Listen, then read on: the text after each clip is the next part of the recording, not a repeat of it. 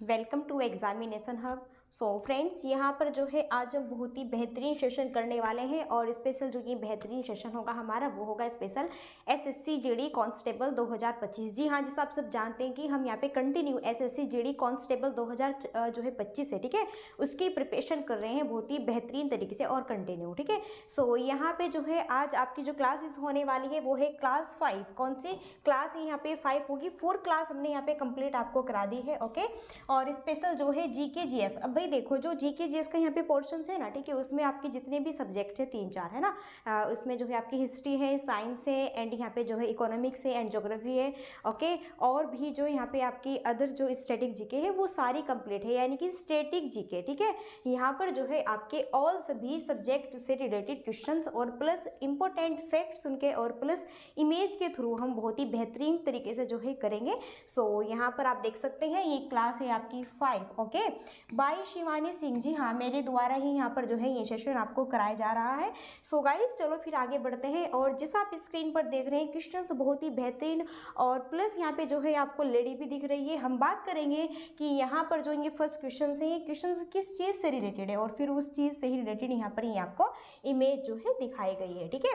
चलो, जैसे यहाँ पे हमारा फर्स्ट क्वेश्चन है स्क्रीन पर, मटकी किस राज्य का लोकप्रिय क्या है नृत्य है? भाई पूछा है मटकी, मटकी बताना है किस राज्य का लोकप्रिय नृत्य है, ओके। असम है, मध्य प्रदेश है, बिहार है या फिर राजस्थान है। मटकी, मटकी जो है किस राज्य का बहुत ही फेमस क्या है लोक नृत्य है, ये बताना है, ठीक है। चलो, तो यहाँ पर अगर हम बात करें कि मटकी किस राज्य का लोकप्रिय नृत्य है, वो है एमपी, मध्य प्रदेश का, यानी कि यहाँ पर जो है हमारा बी ऑप्शन से बिल्कुल राइट आंसर होगा। अब आप यहाँ पर जो है स्क्रीन पर देख सकते हैं, ये जो आपको इमेज यहाँ पे नजर आ रही है, देखो ये जो लेडी आपको दिख रही है यहाँ पर, ओके। और इन्होंने जो है अपने सर पर क्या रखा हुआ है? देखो ये मटकी है ना, और इसमें जो है इन्होंने दिए विए रखे हुए हैं।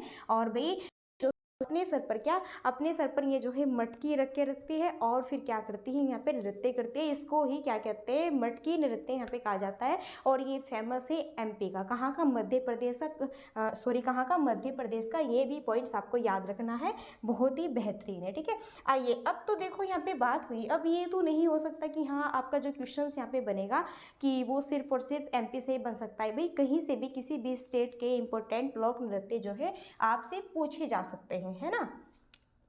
तो हम भारत के शास्त्रीय राज्य और उनकी नृत्य शैली के बारे में अगर बात करें, अगर हम यहाँ पर असम की बात करें तो असम में जो है कौन सा नृत्य बहुत ही फेमस है और वो है सत्रिय नृत्य। अगर हम आंध्र प्रदेश की बात करें वो है कुचिपुड़ी। अगर हम केरल की बात करें तो केरल में दो है, एक तो यहाँ पे मोहिनी अट्टम है और एक है कथकली, ओके। बहुत ही फेमस यहाँ पे क्या है? ये लोक नृत्य है। अगर उत्तर प्रदेश की बात करें तो उत्तर प्रदेश का बहुत ही फेमस है कथक नृत्य। ओडिशा की बात करें तो इसका बहुत ही फेमस है ओडिसी। और यहीं पर अगर मणिपुर की बात करें इसका फेमस है मणिपुरी। यहीं पर तमिलनाडु की बात करें इसका है भरतनाट्यम। और ये जो मैंने यहाँ पर आपको दिखाया ना स्क्रीन पर, ओके, ये जो मैंने स्क्रीन पर आपको यहाँ पे एक्स्ट्रा जो पॉइंट्स में दिखाए हैं जो भारत के लोक नृत्य, स्पेशल यहाँ से जो है हर एक एग्जाम्स में क्वेश्चंस बना है और आगे भी बनेगा, ओके। इसलिए यहाँ पे जो है आप इस चार्ट का पूरा स्क्रीनशॉट भी ले सकते हैं, अदरवाइज बिल्कुल टेंशन मत लीजिए, आपको पीडीएफ भी जो है कर दी जाएगी, ठीक है। चलो फिर आगे हम बढ़ते हैं स्क्रीन पर सेकंड क्वेश्चंस, ओके। स्क्रीन पर सेकंड क्वेश्चंस ये रहा, देखो, कौन सी भारत की सबसे पुरानी फुटबॉल प्रतियोगिता है? भाई कौन सी है वो जो कि भारत की सबसे क्या है? पुरानी फुटबॉल क्या है? प्रतियोगिता है। क्या फेडरेशन कप है, डुरंड कप है, बीसी रॉय ट्रॉफी है या फिर संतोष ट्रॉफी है? तो बात करते हैं भारत की वो सबसे ओल्ड पुरानी फुटबॉल प्रतियोगिता है और उसका नाम है यहाँ पे क्या? Durand cup. क्या नाम है उसका? नाम है डुरंड कप, ओके। यानी कि यहाँ पर जो है हमारा बीज ऑप्शन होगा, बहुत ही ठीक है बेहतरीन एंड इंपॉर्टेंट होगा और इसका जो आंसर होगा ऑप्शन बी होगा। यानी कि अगर हम बात करें भारत की सबसे पुरानी यहाँ पर, ओके, भारत की सबसे पुरानी फुटबॉल प्रतियोगिता की बात करें तो डुरंड कप है। और जैसा आप यहाँ पर देख रहे हैं स्क्रीन पर भी है ना, जैसा आप स्क्रीन पर भी देख रहे हैं, जो आपको यहाँ पर दिख रही है ना इमेज, ये देखो इस तरह का होता है डुरंड कप, है ना। देखो ओके आप इसका डिज़ाइन सब देख लेना, यहाँ पर इमेज में क्लियर दिख रहा होगा, है ना। ये जो है ये होता है डुरंड कप, और यहाँ पर जो है आप देख सकते हैं ये क्या है, ये फुटबॉल प्रतियोगिता है। ये क्या है, फुटबॉल प्रतियोगिता है। जब आप इस प्रतियोगिता में हिस्सा लेते हैं, ठीक है, जब आप इस प्रतियोगिता में हिस्सा लेते हैं और आप जो है यहाँ पे फाइनल जीतते हैं, यानी कि आपकी क्या होती है, जीत होती है, तब उसके ही थ्रू, ठीक है, उसके अकॉर्डिंग आपको डुरंड जो कप है वो दिया जाता है, ठीक है, जब आप प्रतियोगिता में ओके जीत हासिल करते हैं। चलिए इसके बारे में कुछ हम एक्स्ट्रा पॉइंट्स भी जानने की कोशिश करेंगे। यहाँ पर देखो, अगर इंपॉर्टेंट कीज पॉइंट देखें, डुरंड कप पहली बार 1888 में शिमला में आयोजित किया गया था। भाई ये भी पूछा जा सकता है कि जो डुरंड कप है ये पहली बार कब और कहाँ पर जो है आपका, ठीक है, स्थापित किया गया था। तो अगर हम बात करें, ये भाई जो है 1888 में, और शिमला हिमाचल प्रदेश की क्या है, ये कैपिटल है, यहाँ पर जो है इसका आयोजन किया गया था फर्स्ट टाइम। और यह पहली भारतीय फुटबॉल प्रतियोगिता भी थी। अगर पूछे कि भारतीय फुटबॉल प्रतियोगिता पहली वाली कौन सी थी, तो यही थी यहाँ पर, ओके। और यह दुनिया की तीसरी सबसे पुरानी समकालीन प्रतियोगिता भी थी। देखो अगर हम अपने भारत की बात करते हैं तो भाई हमारे भारत में तो ये फर्स्ट नंबर पर रहते हैं यहाँ पे फुटबॉल की प्रतियोगिता डुरंड कप वाले। अगर हम यहीं पर पूरे वर्ल्ड की बात करते हैं तो जो ये यहाँ पे फुटबॉल प्रतियोगिता है, ये डुरंड कप वाली, ये जो है पूरे वर्ल्ड में थर्ड नंबर पर है। कौन से, थर्ड नंबर पर, तीसरे नंबर पर, ओके। इसका जो स्थान आता है वो थर्ड नंबर पर आता है। थर्ड नंबर पर ये सबसे पुरानी समकालीन प्रतियोगिता यहाँ पर ओके मानी जाती थी। इसकी जो स्टार्टिंग थी सर मोर्टिमर डुरंड ने की थी, इसलिए इसका नाम यहाँ पर क्या पड़ा, डुरंड कप पड़ा, है ना। अच्छा इसका यहाँ पे जो है नाम डुरंड कप क्यों पड़ा, देखो भाई इसलिए ही पड़ा क्योंकि इसकी जो स्टार्टिंग की थी वो सर मोर्टिमर डुरंड ने की थी, तो इसी के नाम पर जो है यहाँ पर इस कप का नाम डुरंड कप पड़ा, ओके। चलो आगे बढ़ते हैं नेक्स्ट स्क्रीन पर। नेक्स्ट क्वेश्चंस, अगर बात करते हैं थर्ड क्वेश्चंस की, केरल गॉड्स ऑन कंट्री पुस्तक के लेखक कौन है। देखो ये भी क्वेश्चंस आपको पूछा जाता है कि भाई यहाँ पे जो है ये यहाँ पे जो है बुक्स किसने लिखी, किस राइटर ने, या फिर ये जो बुक्स है इस बुक की राइटर कौन है ना। यहाँ से जो है इन दो क्वेश्चन से आपका एक जो यहाँ पे क्वेश्चन होता है वो जरूर बनता है एग्जाम्स में।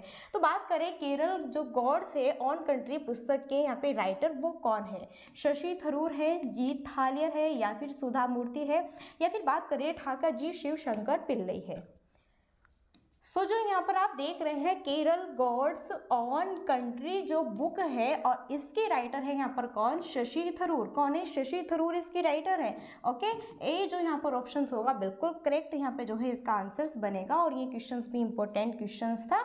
और अब हम यहाँ पे थोड़ा जो है इसके बारे में एक्स्ट्रा पॉइंट जानने की कोशिश करेंगे। देखो 2009 में अगर बात करें, केरल के सांसद शशि थरूर ने केरल गॉड्स ऑन कंट्री नामक पुस्तक लिखी। कब लिखी, 2009 से।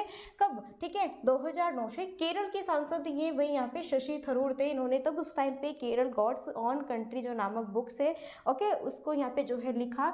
और ये जो बुक है MF हुसैन के चित्रण पर आधारित है ना। किसके ऊपर डिपेंड है ये बुक, जो MS हुसैन है ना इसके, ठीक है, इसके चित्रण पर क्या है ये आधारित है ये बुक जो है, ठीक है। और शशि थरूर को उनकी पुस्तक एन एरा ऑफ डार्कनेस के लिए 2019 में ओके 2019 में जो है इनको साहित्य अकादमी पुरस्कार भी मिला है। देखो अगर बात करते हैं केरल गॉड्स ऑन कंट्री की, तो ये बुक तो शशि थरूर की है ही, लेकिन इसके अंदर अगर बात करें यहाँ पर शशि थरूर को जो है एक बुक थी जिसका नाम था एन एरा ऑफ डार्कनेस, और ये भी काफ़ी इंपॉर्टेंट यहाँ पर बुक है। और इसके लिए जो है इनको स्पेशल 2019 में अगर बात करें ओके इनको जो है साहित्य अकादमी पुरस्कार भी मिला है, तो ये भी इंपॉर्टेंट पॉइंट्स होगा।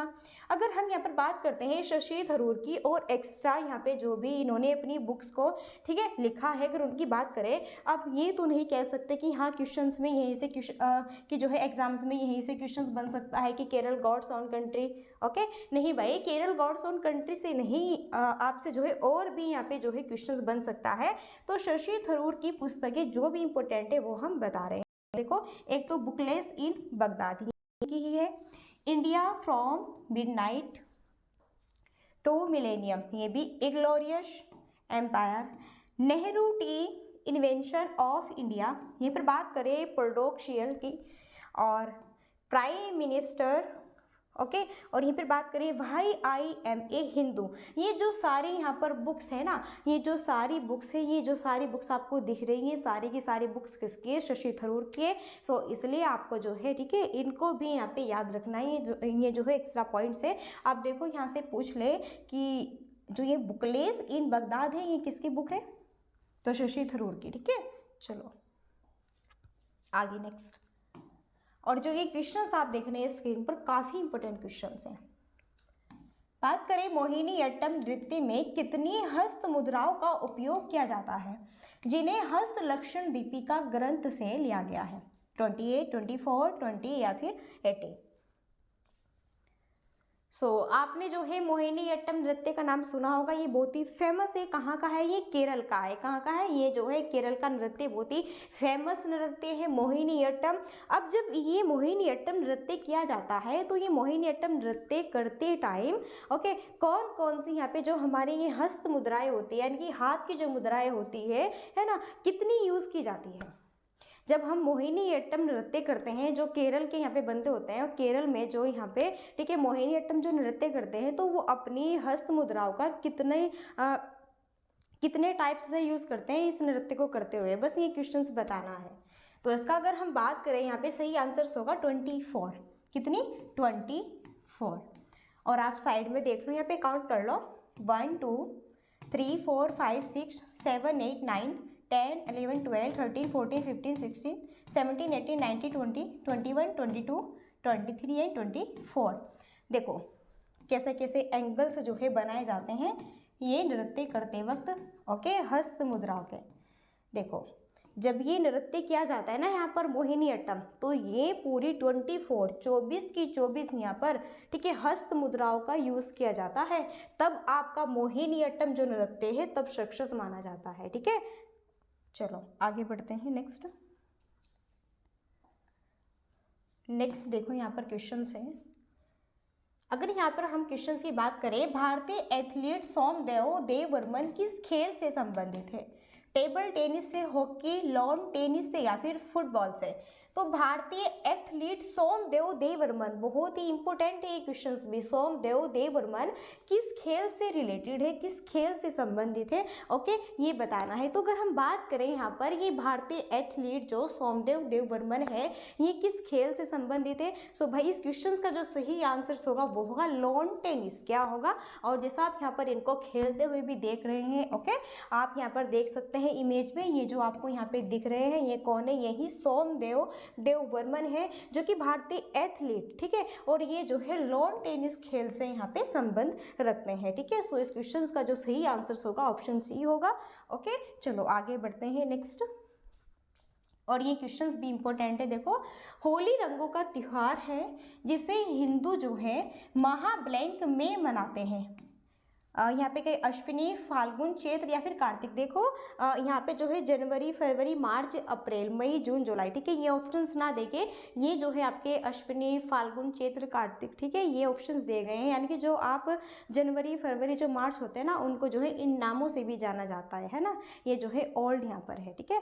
तो अगर यहाँ पे हम बात करें होली रंगों का जो फेस्टिवल है जिसे हिंदू, ठीक है, कौन से माह में सेलिब्रेशन करते हैं, जो कि बहुत ही ज़्यादा क्या कहते हैं कि काफ़ी इंजॉय के साथ में जो है ये फेस्टिवल्स यहाँ पे मनाया जाता है, और लगभग पूरे इंडिया में, है ना। तो वही देखो सभी जो है बड़े धूमधाम से बहुत ही ज़्यादा जो है आनंद पूर्वक यहाँ पर जो है इसका आनंद उठाते हैं, ये जो फेस्टिवल है होली। सो इस क्वेश्चन का सही आंसर होगा क्या? फाल्गुन। क्या होगा? फाल्गुन। और फाल्गुन जो है ये मार्च को कहते हैं, किसको? मार्च को, ठीक है। सो होली रंगों का जो त्योहार है जिसे हिंदू महा कब मनाते हैं? फाल्गुन के मंथ में जो है सेलिब्रेशन किया जाता है। और देखो आप यहाँ पर देख रहे होंगे भाई, है ना, कि जो है जब होली का फेस्टिवल्स आता है धूमधाम से ये फेस्टिवल सेलिब्रेट किया जाता है, ओके। चलो, तो इनके बारे में कुछ इंपॉर्टेंट यहाँ पे पॉइंट्स है जो कि आप यहाँ पे देख सकते हैं। अगर हम बात करें, होली एक हिंदू त्योहार है बिल्कुल, जो कि फाल्गुन महीने में मनाया जाता है, जो आमतौर पर फरवरी या मार्च में है। स्पेशल कब? मार्च में जो है ये यहाँ पर मनाया जाता है, ठीक है। चलो बढ़ते हैं नेक्स्ट। भारतीय राष्ट्रीय कांग्रेस किस अधिवेशन में वंदे मातरम पहली बार गाया गया था। आज के जो क्वेश्चन है बहुत इंपॉर्टेंट क्वेश्चन रहेंगे। Special SSC GD, special SSC GD constable 2025 से रिलेटेड बेहतरीन क्वेश्चन है सारे। तो भारतीय राष्ट्रीय कांग्रेस के किस अधिवेशन में वंदे मातरम पहली बार गाया गया था? 1896 में, 1899 में, 1898 में, 1897 में। भारतीय राष्ट्रीय कांग्रेस के किस अधिवेशन में वंदे मातरम पहली बार जो है गाया गया था? तो पहली बार जो है गाया था, अगर हम बात करें ये यहाँ पर जो है गाया था 1896 में। कब? 1896 में। सो जहाँ यहाँ पे जो हमारा ए जो ऑप्शन होगा बिल्कुल राइट यहाँ पर होगा। क्या होगा? ए राइट आंसर। यहाँ थोड़ा जो है इसके जानने की कोशिश करें क्योंकि ये काफी इंपॉर्टेंट है। वंदे मातरम गीत पहली बार 1896 में कहाँ पर? कलकत्ता में भारतीय राष्ट्रीय कांग्रेस के अधिवेशन में गाया गया था। ये भी पूछा जाता है कि जो वंदे मातरम गीत है, ठीक है, कब कहाँ बात हो तो कलकत्ता में, कब की बात हो तो 1896 में। कलकत्ता अधिवेशन के अध्यक्ष रहमतुल्लाह एम शाइनी थे। अधिवेशन के उस टाइम पे अध्यक्ष कौन थे? तो यहाँ पर जो है रहमतुल्लाह एम शाइनी थे। ओके, तो अब देखो यहाँ पर जो वंदे मातरम, इस गीत को किस गाया था? रविंद्रनाथ टैगोर ने। इस गीत को बंकिम चंद्र चटर्जी ने 1874 में लिखा था। देखो किसने था, यहाँ पे कंफ्यूजन ना है। वंदे मातरम गीत को गाया किसने था? रविंद्रनाथ टैगोर ने, है ना। और इस गीत को किसने लिखा था? बंकिम चंद्र चटर्जी ने। और यह गीत 1882 में बंगाली उपन्यास आनंद मठ में प्रकाशित हुआ था। बिल्कुल, ये जो तीनों यहाँ पे पॉइंट्स आपको दिख रहे हैं ना, ये साइड में, ये जो साइड तीनों आपको दिख रहे हैं, ये तीनों के तीनों इंपॉर्टेंट है कि यहाँ से क्वेश्चंस आपको पता है। ठीक है, अब देखो यहाँ से क्वेश्चंस कैसे बनता है। अगर हम बात करें कि वंदे जो मातरम गीत है, वंदे मातरम गीत किसने गाया था? तो गाने पर बात किसने गाया था? रविंद्रनाथ टैगोर ने। और अगर यहाँ पर बात होए कि ये जो है किसने लिखा था, तो बंकिम चंद्र चटर्जी ने लिखा था। अगर यहीं पर बात करें कि ये जो गीत है ये, ठीक है, ये आपका बंगाली उपन्यास में कहाँ पे जो है किसमें प्रकाशित हुआ था और कब? 1882 में। और आनंद मठ, ये क्वेश्चन यहाँ से बनता है स्पेशल, इसलिए याद रखना। और आप साइड में देख रहे हैं, जो आप यहाँ पे इमेज देख रहे हैं, कौन? रविंद्रनाथ टैगोर है। ये किसकी इमेज है? ये जो है रविंद्रनाथ टैगोर की इमेज है। अब यहाँ पे जो है कुछ और थोड़ा एक्स्ट्रा पॉइंट्स है। अब बात यहाँ पर हुई है भारतीय राष्ट्रीय कांग्रेस की, जिसको कि हम INC कहते हैं। ओके, देखो भारतीय राष्ट्रीय कांग्रेस की स्थापना की बात करें 28 दिसंबर 1885 को हुई थी। भारतीय जो राष्ट्रीय कांग्रेस की बात करें तो एलन ऑफ है। और प्रथम अध्यक्ष कौन थे इसके? WC बनर्जी जो है इसके हम यहाँ पर अध्यक्ष थे। ओके, सो फ्रेंड्स आगे बढ़ते हैं। यहाँ पे नेक्स्ट क्वेश्चन से भाई देखो, यहाँ पर अगर क्वेश्चन आपसे पूछा जाए कि भारतीय राष्ट्रीय कांग्रेस की प्रथम महिला अध्यक्ष का नाम बताएं, तो यहाँ पे जो है सेनगुप्त है, इंदिरा गांधी है, सरोजनी नायडू है और एनी। देखो यहाँ से जो है 2 टाइप्स के क्वेश्चन हैं। यहाँ 2 टाइप जो है क्वेश्चन बनते हैं। ये जो क्वेश्चन बना है कि भारतीय राष्ट्रीय कांग्रेस की उस टाइम पे जो है भारतीय राष्ट्रीय कांग्रेस उस टाइम पे भारतीय राष्ट्रीय कांग्रेस की अगर हम बात करें प्रथम जो महिला अध्यक्ष बताना था, तो इस क्वेश्चन में कहीं पर भी ये नहीं बताया कि भारतीय राष्ट्रीय कांग्रेस की भारतीय महिला, ठीक है। तो भाई भारतीय महिला अध्यक्ष की यहाँ पे बात नहीं हुई है, बात हुई है कि जो भारतीय राष्ट्रीय कांग्रेस प्रथम महिला अध्यक्ष का नाम बताइए।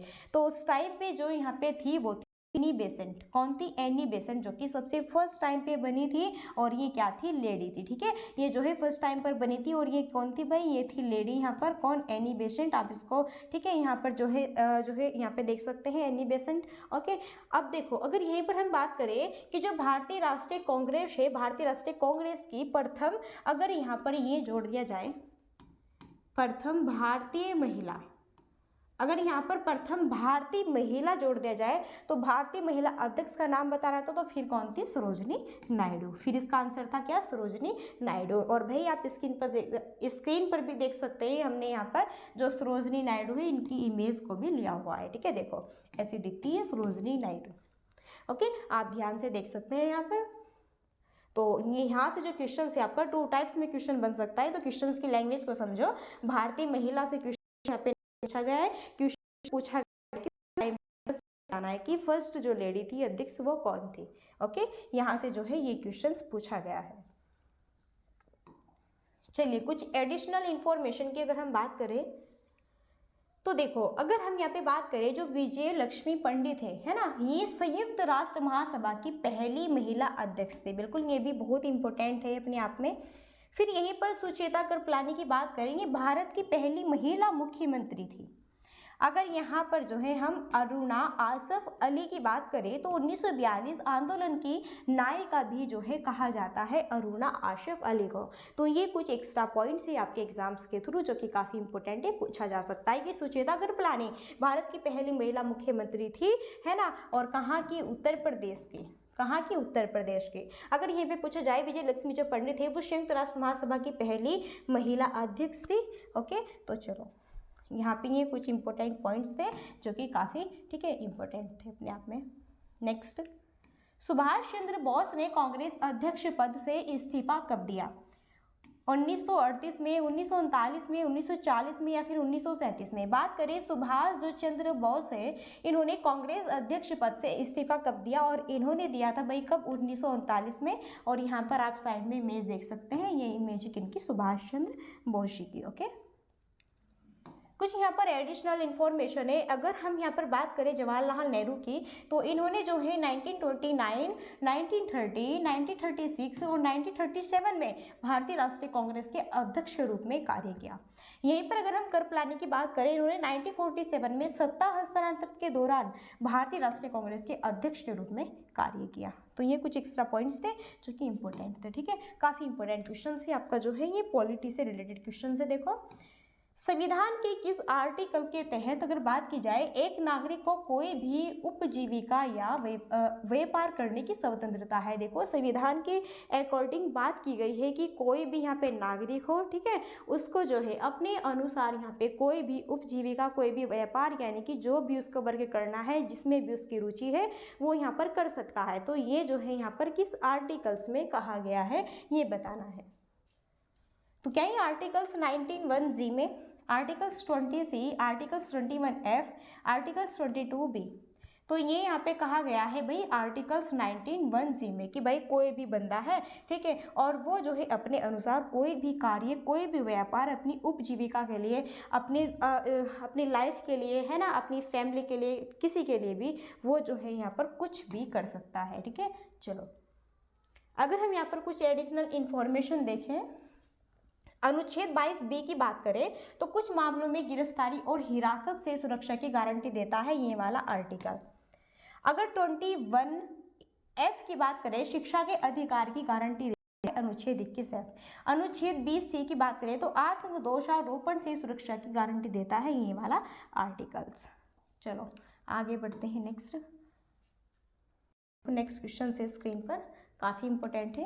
निम्नलिखित में से किस अनुच्छेद के तहत संपत्ति के अधिकार को कानूनी अधिकार के रूप में स्थानांतरित कर दिया गया है? अनुच्छेद 301(a), अनुच्छेद 333, अनुच्छेद 345, अनुच्छेद 300(a)।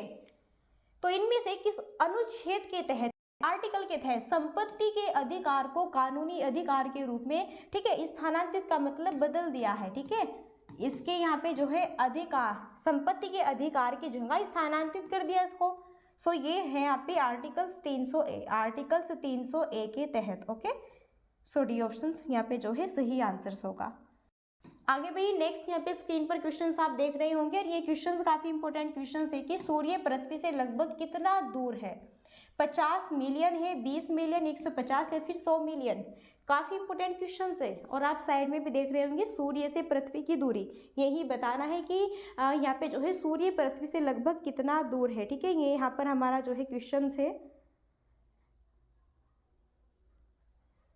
सो यहाँ पर बात करें सूर्य जो है, सूर्य सन, देखो यहाँ पर आप इमेज में देख रहे होंगे जो ये सन है, ये जो है पृथ्वी से लगभग कितना दूर है? ये हमारी पृथ्वी जहाँ पर हम रहते हैं। ओके, और ये सन है, ये क्या है? सन है। ठीक है, और इसके यहाँ पे डिस्टेंस बतानी है। क्या बतानी है भाई? इसके यहाँ पे जो है डिस्टेंस बतानी है, कितनी है। ये होगा सही आंसर 150 मिलियन। 150 मिलियन कितना होगा? 150 मिलियन बिल्कुल सही आंसर बनेगा, यानी कि थर्ड जो ऑप्शन होगा बिल्कुल करेक्ट होगा। ठीक है, चलो देखो यहाँ से जो है काफी इंपॉर्टेंट पॉइंट्स है। ये भी पूछा जाता है कि सूर्य से प्रकाश को पृथ्वी तक पहुंचने में लगभग कितना जो है टाइम लगता है। ठीक है, तो 8 मिनट 16.6 सेकेंड ठीक है लगते हैं, और पृथ्वी को सूर्य के चारों ओर एक चक्कर पूरा करने में 24 घंटे लगते हैं। पृथ्वी के घूमने की दूरी 23.5। सब जानते हैं कि जो पृथ्वी है वो हमारी 23.5 डिग्री पे झुकी हुई है ना, क्या है उसका एंगल जो है झुका हुआ है। और भाई अगर हम बात करें ये जो यहाँ पे सूर्य है, सूर्य का जो प्रकाश ठीक है जो मॉर्निंग में डेली वाइज आप देखते भी होंगे निकलता है, तो सूर्य का जो प्रकाश है हमारी पृथ्वी पर कितने टाइमिंग में पहुंचता है, तो ये जो है पूरे 8 मिनट और कुछ सेकंड में जो है पहुंचता है। ठीक है, और पृथ्वी को सूर्य के जो है चारों ओर एक चक्कर पूरा करने में, एक चक्कर बोला है क्या, एक चक्कर पूरा करने में जिसमें कि दिन रात होता है, तो उसमें जो है 24 घंटे कहते हैं ना, 24 घंटे 24 आवर्स ठीक है ये टाइम लगता है। ओके चलो नेक्स्ट, भारत के सबसे दक्षिणी सिरे का क्या नाम है? बात करें भारत के सबसे दक्षिणी सिरे का क्या नाम है? काराकोरम है, इंदिरा पॉइंट है, या फिर कैलीमेर पॉइंट है, या फिर इंदिरा कॉल है। तो भारत के सबसे दक्षिणी सिरे का क्या नाम है? अब आप आएंगे थोड़ा यहाँ पे जो है दिखाने का वर्क है। आप यहाँ पर पहले तो देखो इमेज, और यहाँ पर ये है दक्षिण वाला, ओके ये है दक्षिण वाला यहाँ पे जो है दिशा, और यहाँ पर जो आपके नजर आ रहा है ना ये इंदिरा पॉइंट, ये क्या इंदिरा पॉइंट है ना, तो इसका क्या नाम है? इंदिरा पॉइंट। पूछा है भारत के सबसे दक्षिणी सिरे का क्या नाम है, तो भारत का ये सबसे क्या है? दक्षिण सिरा है। भारत का ये क्या है? सबसे दक्षिण सिरा है, और इसका क्या नाम है? इंदिरा पॉइंट है। क्या नाम है भाई इसका? इंदिरा पॉइंट है। ठीक है, आप यहाँ पे देख सकते हैं, यहाँ पे क्या है? श्रीलंका है जो कि अब भारत से अलग हो चुका है। इधर ये छोटे छोटे लक्षद्वीप है, क्या है? अरब सागर। इधर क्या है? यहाँ पे जो ये खाड़ी। यहाँ पर अगर हम बात करें, पूछा जाए कि भारत के सबसे उत्तरी सिरे का क्या नाम है, तो वो है इंदिरा कॉल। इंदिरा कॉल। अगर पूछा जाए भारत के सबसे पश्चिमी सिरे का क्या नाम है, किसके पश्चिमी अगर पूछे तो वो होगा किबिथु है ना, क्या होगा? किबिथु अरुणाचल प्रदेश में। अगर पूछे भारत के से पूर्वी इधर होगा, सॉरी यहाँ पे पूरब होगा, सॉरी यहाँ पर क्या होगा? पूरब। देखो पूरब दिशा होगी किबिथु, और अगर पूछे पश्चिमी तो यहाँ पे सरकीर्क है। क्या है? सरकीर्क है ना। तो देखो अगर भारत के सबसे दक्षिण सिरे का नाम, तो भाई दक्षिण सिरे का नाम तो होगा क्या? इंदिरा पॉइंट। कहाँ पर है? आप यहाँ पर देख सकते हैं, ये है रहा इंदिरा पॉइंट। ठीक है, क्या आपको दिख रहा है इंदिरा पॉइंट? यहाँ पर देखो ध्यान से, दिख रहा है ना। ओके, तो ये भारत के सबसे दक्षिणी छोर की। अगर भारत का सबसे उत्तरी पूछे, भारत का सबसे पूर्वी छोर पूछे तो किबिथु, भारत का सबसे पश्चिमी छोर पूछे तो सरकीर्क, याद रखना है। ठीक है, चलो इतनी समझ जाए कि नहीं, आगे बढ़ते हैं और यहाँ पर कुछ एक्स्ट्रा पॉइंट जानने की कोशिश करेंगे। देखो इंदिरा पॉइंट ग्रेट निकोबार द्वीप पर स्थित है, जो कि अंडमान और निकोबार द्वीप समूह का एक क्या है? भाग है, और यह भारतीय प्रदेश का सबसे दक्षिणी शोर। बिल्कुल मैंने आपको श्योर होंगे आप दिखाया है कि नहीं मैंने, है ना। पूर्व भारतीय प्रधानमंत्री इंदिरा गांधी के सम्मान में इसका जो नाम है बदलकर इंदिरा पॉइंट करने से पहले इसे पैगमेलियन पॉइंट के नाम से जाना जाता था। वही पहले जो पूर्व भारतीय प्रधानमंत्री थी इंदिरा गांधी है ना, इनके सम्मान में, इनकी रेस्पेक्ट में जो है इसका नाम चेंज कर यहाँ पर इंदिरा पॉइंट किया गया था। अगर हम इंदिरा पॉइंट के नाम की बात करें तो पहले पैगमेलियन के नाम जाना जाता था। किस नाम से? पहले पैगमेलियन के नाम से जाना जाता था। ठीक है, ये भी यहाँ पे याद रखना है। आगे स्क्रीन पर नेक्स्ट क्वेश्चंस। भारत में श्वेत क्रांति को नाम से जाना जाता है? Operation milk, operation dairy, operation फल, ऑपरेशन डैम। बेहतरीन क्वेश्चन है ये भी। भारत में श्वेत क्रांति किससे संबंधित है? दूध। ठीक है भाई, श्वेत का मतलब क्या होता है? सफेद। ठीक है, ये जो है दूध से रिलेटेड है। है ना। तो श्वेत क्रांति को किस नाम से भी जाना जाता है, ऑपरेशन फ्लड के नाम से भी इसको जो है जाना जाता है। और कुछ यहाँ पे हम इंपॉर्टेंट पॉइंट्स की बात करते हैं, अगर यह दूध उत्पादन में वृद्धि से क्या है संबंधित है, जब इसकी ग्रोथ होती है तो उससे क्या है ये संबंधित है, ठीक है, याद रखना है। इसे ऑपरेशन फ्लड के नाम से भी जाना जाता है और इसे 1917 में जारी किया गया था। और इस क्रांति का मुख्य उद्देश्य क्या है, भारत को दूध उत्पादन में आत्मनिर्भर बनाना। वैसे आप सब जानते हैं भाई भारत अपने आप में दूध के मामले में काफ़ी आत्मनिर्भर है, क्योंकि गांव में देख लो घर घर पे सबके यहाँ पे जो है काउज बुफेलो वगैरह है, ठीक है, तो भरपूर मात्रा में दूध घी मक्खन सब कुछ है ना भाई। इसकी जो है कोई भी यहाँ पे जो है ये नहीं कि हाँ भाई ये जो है नहीं है, स्पेशल गाँव में तो बहुत ही बेहतरीन तरीके से मक्खन है ना और मट्ठा वगैरह, और भाई यहाँ पे जो है वे क्या काऊ भी रखते हैं बुफेलो वगैरह, ठीक है, सब तो बेहतरीन तरीके से और बहुत ही जो है भरपूर मात्रा में वो जो है खाते पीते हैं बहुत ही अच्छे से, है ना, आपने देखा होगा। अगर बात करें डॉक्टर वर्गीस कुरियन को भारत में श्वेत क्रांति के जनक के रूप में जाना जाता है, यहाँ से क्वेश्चन बनता है इस लाइन से, लाइन टू लाइन क्वेश्चन बनेगा। क्या बनेगा कि भारत में श्वेत क्रांति के जनक के रूप में किसे जाना जाता है, लाइन टू लाइन क्वेश्चन बनेगा। बिल्कुल जो बता रही हूँ ना स्पेशल से ध्यान दे लो, वरना फिर कहोगे कि मैम क्या पढ़ा था क्या नहीं पढ़ा था। भाई अगर ध्यान से पढ़ोगे तो सारी चीज़ें यहीं से मिलेगी, ध्यान से नहीं पढ़ोगे तो फिर कुछ भी नहीं मिलेगा, ठीक है। इसलिए सही आंसर होगा डॉक्टर वर्गीस कुरियन। आगे स्क्रीन पर नेक्स्ट क्वेश्चन, चलो सतलज नदी घाटी की बात करें, इसमें जल विद्युत उत्पादन और सिंचाई के लिए कौन सी परियोजना बनाई गई है, नागार्जुन परियोजना है, हीराकुंड परियोजना है, भाखड़ा नागल परियोजना है या फिर सरदार सरोवर बांध है। सतलज नदी घाटी में जल विद्युत उत्पादन और सिंचाई के लिए, खेती में सिंचाई करने के लिए कौन सी परियोजना बनाई गई है, ये क्वेश्चन है और क्वेश्चन बेहतरीन क्वेश्चन है, ठीक है। अगर हम बात करें यहाँ पर इसका सही आंसर होगा क्या भाई, भाखड़ा नागल परियोजना या फिर भाखड़ा नागल बांध भी कह सकते हैं। और देखो ये जो आपको यहाँ पर इमेज में नजर आ रही है ना, ठीक है, ये जो यहाँ पर आपको नदी सी दिख रही है यहाँ पर, है ना, ये कौन सी, ये है सतलज नदी, कौन सी, ये है यहाँ पर सतलज नदी। और जो आपको ये झरना सा दिख रहा है यहाँ पर देखिए दिख रहा है ना सही, ये जो डैम दिख रहा है ना, ये क्या है भाई, ये है भाखड़ा नागल बांध। कौन सा, भाखड़ा जो नागल डैम है ये वो है, ठीक है। क्लियर है इतनी बात, देखो आपका बिल्कुल सब कुछ इमेज में क्लियर कराया जाएगा, टेंशन मत लो। तो भाखड़ा नागल परियोजना की बात करें अगर यहाँ पर हम, तो ये उत्तर भारतीय राज्य, देखो एक तो ये पंजाब और हिमाचल प्रदेश और सतलज नदी पर निर्मित एक बहुउद्देशीय परियोजना है। अगर स्टेट की बात करें तो पंजाब और हिमाचल प्रदेश है, थोड़ा सा आपको याद रख लेना है, ठीक है, इसके बारे में। यह परियोजना जल विद्युत उत्पादन और सिंचाई उद्देश्यों के लिए बनाई गई, क्योंकि बनाया गया है ये डैम यहाँ पे सतलज नदी पर। भाई आपने देखा होगा कि ये जो अपना भारत है ये क्या है, कृषि प्रधान देश है। यहाँ पे गाँव से रिलेटेड काफ़ी जो है, ठीक है, एक क्या है व्यापार जो कह सकते हैं हमें ना, यानी कि गांव जो है यहाँ पे ज़्यादा है, तो उसमें जो है भाई अपनी खेती में सिंचाई विचाई के लिए, तो ये जो है सब किस पर बेस्ड रहते हैं यहाँ पर, ये जो है, ठीक है, नदी वगैरह पर ही बेस्ड रहते हैं, आपने देखा भी होगा, ठीक है। चलिए आगे बढ़ेगा, नेक्स्ट एक मिनट, सिलिकॉन डाइऑक्साइड का सामान्य नाम क्या है, दाशामी चूना है, सफ़ेद विट्रियोल है, क्वार्ट्ज है, प्लास्टर ऑफ पेरिस है। तो बात करें यहाँ पर सिलिकॉन डाइऑक्साइड का सामान्य नाम क्या है, वो है क्वार्ट्ज, क्या है, क्वार्ट्ज, ठीक है।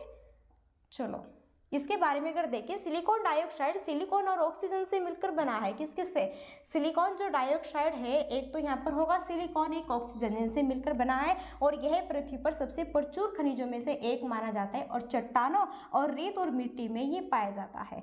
क्वार्ट्ज जो है सिलिकॉन डाइऑक्साइड का क्या है, सामान्य नाम है।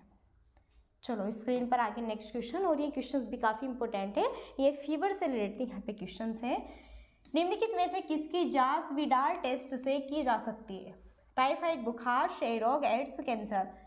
तो किसकी जांच जो है विडाल टेस्ट से की जाती है, और वो है टाइफाइड बुखार। कौन सा, टाइफाइड बुखार। साइड में देखें यहाँ पर, ये जो आप देख रहे हैं ना इनके हाथ में, ठीक है, ये जो आप इनके हाथ में देख रहे हैं ये क्या है, ये विडाल टेस्ट है, और इससे आप जो है टाइफाइड बुखार को नाप सकते हैं कि आपको जो है कितना बुखार है, कितना फीवर है। ओके चलिए अगर यहाँ पर हम बात करें ये जो देखो अभी तो हमने बात की टाइफाइड बुखार की, अगर हम एक्स्ट्रा एड्स की बात करें या फिर कैंसर की बात करें, क्षय रोग की बात करें, तो इसकी जांच के लिए रक्त परीक्षण जीवाणु का पता लगाने के लिए पर्याप्त होता है। एड्स की बात करें तो एलाइजा एंजाइम सहलग्न प्रतिरक्षा शोषक के द्वारा लगाया जा सकता है। कैंसर के अध्ययन की बात करें तो कर्क रोग विज्ञान है। ओके, याद रखना है। आगे बढ़ते हैं, नेक्स्ट क्वेश्चन से स्क्रीन पर देखो भाई। बात करें विश्व मौसम विज्ञान संगठन, जिसको कि WMO, क्या WMO की प्रथम महासचिव कौन बनी है? Ty Franklin, Alice Moody, Celeste Saulo या फिर जोनानाथ हेल्स। बहुत ही बेहतरीन क्वेश्चन है गाइस। यहाँ पर फटाफट आप इसका यहाँ पे जो है आंसर्स बताइए हमें। बात करें विश्व मौसम विज्ञान संगठन की प्रथम महासचिव कौन बनी है? यहाँ पे बनी है सेलेस्ट शाओलो, जो थर्ड ऑप्शन होगा ना, बिल्कुल करेक्ट होगा। और यहाँ पे आप साइड में जो है इसका लोगो देख सकते हैं, देखो इस तरीके का होता है, ठीक है, WMO का, ठीक है। चलो देखो जो WMO है, अगर इसकी बात करें इसका हेडक्वार्टर कहाँ पर है? स्विट्जरलैंड के जिनेवा में। WMO की स्थापना कब हुई थी? 23 मार्च 1950 को हुई थी। WMO मौसम, जलवायु और जल पर केंद्रित एक अंतर्राष्ट्रीय क्या है? संस्था है। क्या है? अंतर्राष्ट्रीय संस्था है, पूरे वर्ल्ड की है, ठीक है। चलो आगे बढ़ते हैं। स्क्रीन पर बेहतरीन क्वेश्चंस देखो, यहाँ पर भी काफी इंपॉर्टेंट क्वेश्चंस है भाई। हाल ही में किस क्रिकेट टीम ने वर्ल्ड टेस्ट चैंपियनशिप 2023 का खिताब जीता? बिल्कुल देखो, ये मत सोचना कि 2023 से क्वेश्चन है भाई, 2024 चल रहा है, लेकिन 2023 से भी रिलेटेड क्वेश्चन आपके एग्जाम में बनने की कोशिश रहती है, ठीक है। तो भाई यहाँ से पूछा जा सकता है, जो क्वेश्चन आपके हाईलाइट्स होते हैं वो क्वेश्चन बन जाते हैं। तो ये हाईलाइट क्वेश्चन है, किस क्रिकेट टीम ने वर्ल्ड टेस्ट चैंपियनशिप, ठीक है, 2023 का खिताब जीता था। और जब ये जीता था उस टाइम पे पूरा भारत जो क्या था, है ना, पूरा भारत जो है सुनसान था, बिल्कुल ये कह सकते हैं, क्योंकि भाई इंडिया की हार हुई थी। तो ये इंग्लैंड, भारत, ऑस्ट्रेलिया, फिर न्यूजीलैंड, और ये जीता था और किसने? ऑस्ट्रेलिया ने। और उस टाइम पे लगभग भारत के सभी बच्चे ने ये मैच यहाँ पे, ये गेम यहाँ पे देखा होगा। और सबको पता होगा कि 2023 की जो यहाँ पे ICC world test championship final जो है 2023 वाली थी, वो किसने जीती थी भाई? ऑस्ट्रेलिया ने, ठीक है। किसने जीती थी? वो ऑस्ट्रेलिया। इसमें जो हमारा इंडिया था, है ना, वो क्या हुआ था भाई? उसने जीत हासिल नहीं की थी, ठीक है। चलो ऑस्ट्रेलिया की बात करें तो 2021-2023 ICC विश्व टेस्ट चैंपियनशिप में 201 रनों की जीत हासिल करते हुए विजय प्राप्त की थी इन्होंने, 201 रन पर। ट्रेविस हेड, जिन्होंने महत्वपूर्ण योगदान दिया था इस वाले जो है यहाँ पे गेम में, को प्लेयर ऑफ द मैच का पुरस्कार भी मिला भाई। ट्रेविस हेड यही ऑस्ट्रेलिया के इसमें ही है जो यहाँ पे गेमिंग हुआ था, है ना, इनका ज़्यादा इंपॉर्टेंट योगदान था, इसलिए इनको जो है प्लेयर ऑफ द मैच का अवार्ड भी दिया गया था, ठीक है। तो यहाँ पर जो है next question and last question हमारा है यहाँ पे क्वेश्चन, ठीक है, इस सीरीज का। संघाई सहयोग संगठन SCO, जिसको हम कहते हैं, का नौवां स्थायी सदस्य देश कौन बना है? बेहतरीन क्वेश्चन, बहुत ही इंपॉर्टेंट क्वेश्चन है। संघाई सहयोग संगठन SCO, जिसको हम कहते हैं, का नौवां स्थायी सदस्य देश कौन बना है? बांग्लादेश है, ईरान, म्यांमार, कतर। कौन बना है? ईरान बना है। कौन बना है? ईरान बना है। बी जो ऑप्शन होगा बिल्कुल राइट आंसर होगा, बी जो ऑप्शन होगा बच्चा बिल्कुल करेक्ट आंसर होगा। और आप यहाँ पे देख सकते हैं इमेज में, ठीक है भाई। देखो जहाँ भी देखो जो भी इसमें 9 कंट्रीज, ठीक है, शामिल है, उनके प्रेसिडेंट या फिर प्राइम मिनिस्टर जो भी वहाँ पे हैं, उस टाइम पे सभी जो है एक सम्मेलन करते हैं आपस में मिलजुल कर कि भाई यानी कि अपने देश को लेकर के कैसे सारी चीज़ों को, ठीक है, सब चीज़ों से कनेक्टेड, यानी कि जैसे हम कहते हैं कि समूह में रह के जो है चीज़ों को कनेक्टेड करके एक अच्छा डेवलप किया जा सकता है ना। तो बस उसी के थ्रू यहाँ पर, ठीक है, आप यहाँ पर देख सकते हैं पूरे यहाँ पे जो है 9 के 9 जो यहाँ पे कंट्री है, उन सबके ये प्राइम मिनिस्टर, कहीं पे प्रेसिडेंट, है ना, ये है। आप यहाँ पर साइड में देखो, ये काफ़ी इंपॉर्टेंट पॉइंट्स है, इनके बारे में थोड़ा यहाँ पे जानो। SCO की स्थापना पूछे 15 जून 2001 को हुई थी। SCO का हेडक्वार्टर पूछे बीजिंग, जो कि चीन में है। SCO का मकसद क्या होता है? यूरेशियन क्षेत्र में सुरक्षा सुनिश्चित करना और स्थिरता बनाए रखना, जो कि मैंने भी आपको बताया भाई। सबसे मेन क्या होती है? सबसे पहले कोई भी वर्क करो तो सबसे मेन है क्या? उसकी सुरक्षा, है कि नहीं? सबसे मेन है उसकी सुरक्षा। SCO के सदस्य देशों में एक तो चीन है, एक अपना भारत है, कजाकिस्तान है, किर्गिस्तान है, पाकिस्तान है, रूस है, तजाकिस्तान है, उज्बेकिस्तान है, और भाई ये 9वां देश यहाँ पर रहा ईरान। ठीक है। अगर यहाँ पर हम बात करें भाई एक देश है 10वां, 9 तो यहाँ पर है ही कंप्लीट, एक जो 10वां देश है वो भी यहाँ पर जो है इसका सदस्य देश बनने वाला है, उसका नाम है बेलारूस।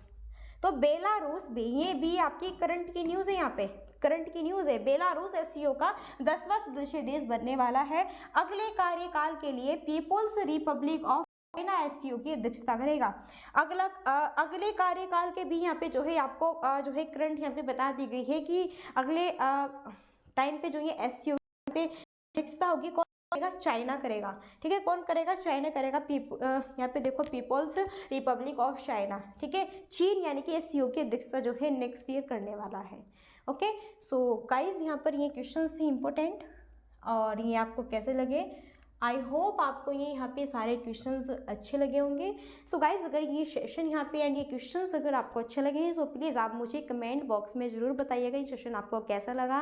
सो अगर वाकई अच्छा लगा है तो बस आपसे यही एक यहाँ पे गुजारिश है कि अगर आपको सेशन अच्छा लगा है तो आप सेशन को लाइक एंड शेयर एंड भाई सब्सक्राइब कर सकते हैं चैनल को। अगर आपको भी इसी तरीके की बेहतरीन यहाँ पे देखो कि एक्स्ट्रा पॉइंट्स कितने थे, कितने बेहतरीन एमसीक्यूज थे, बिल्कुल सारे एसएससी जीडी वाले, और भाई यहाँ पे कह सकते हैं कि हमने जो है इमेज के थ्रू सब कुछ यहाँ पे क्लियर किया, बेहतरीन बिल्कुल। सो अब जो है हम मिलते हैं नेक्स्ट सेशन में, और तब तक के लिए so thanks for watching, keep studying, bye bye, take care.